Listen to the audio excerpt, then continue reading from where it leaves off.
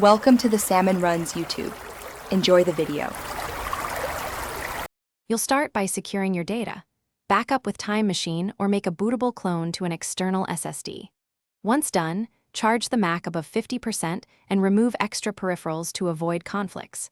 Now shut down the M1 Mac. Press and hold the power button until you see the Recovery Assistant options. You must choose the Startup Disk Utilities only when recovery appears. This is the first actionable move that gets you into the reinstall workflow safely.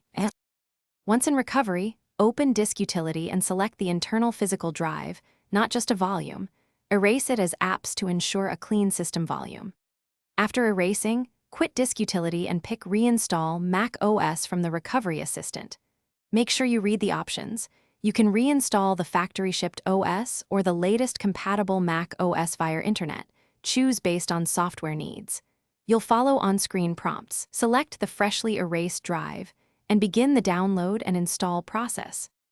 When installation finishes, proceed through the Setup Assistant and restore data from your Time Machine or clone if desired. If the installer fails or stalls, try reinstalling via Internet Recovery. Restart, hold power for recovery, then choose the Internet option. Make sure your Wi-Fi is stable or use Ethernet via adapter. If you encounter firmware errors, boot Apple Diagnostics and note error codes. Contact Apple or authorized service for hardware faults. These steps wrap up the